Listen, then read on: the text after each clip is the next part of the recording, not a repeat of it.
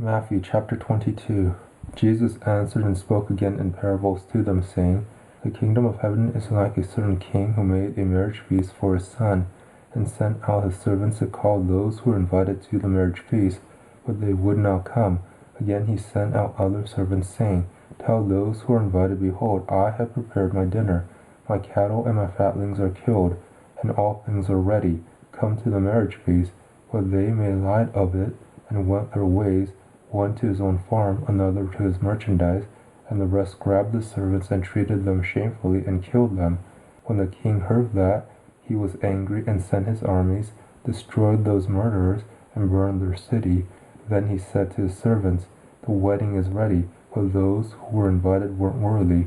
Go therefore to the intersections of the highways, and as many as you may find, invite to the marriage feast.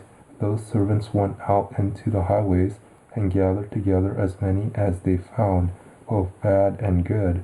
The wedding was filled with guests. But when the king came in to see the guests, he saw there a man who didn't have on wedding clothing. And he said to him, Friend, how did you come in here not wearing wedding clothing? He was speechless. Then the king said to the servants, Bind him hand and foot, take him away, and throw him into the outer darkness. There is where the weeping and grinding of teeth will be, for many are called, but few are chosen.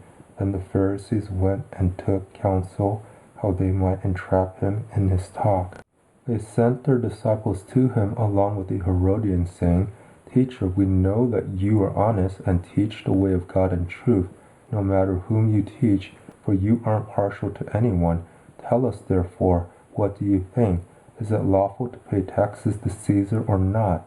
But Jesus perceived their wickedness and said, Why do you test me, you hypocrites? Show me the tax money. They brought to him a denarius. He asked them, Whose is this image and inscription? They said to him, Caesar's. Then he said to them, Give therefore to Caesar the things that are Caesar's, and to God the things that are God's. When they heard it, they marveled, and left him and went away.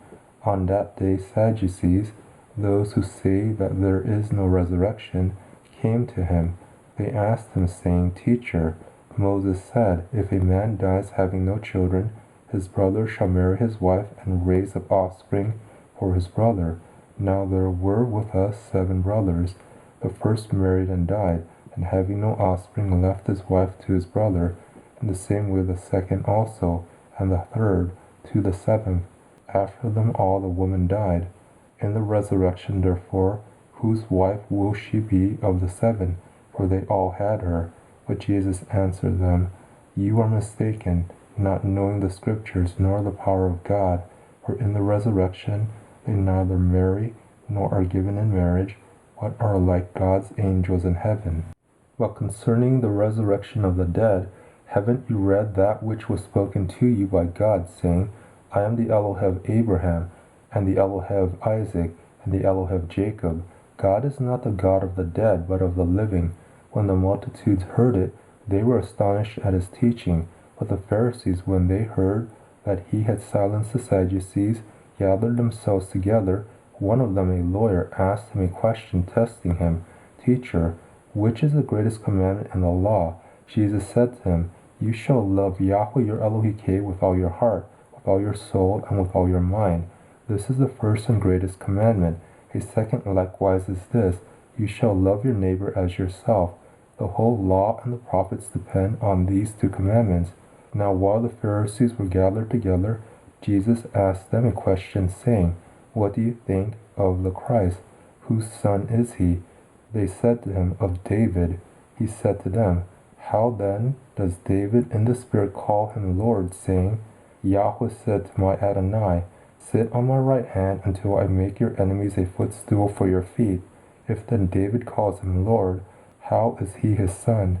No one was able to answer him a word, neither did any man dare ask him any more questions from that day forward.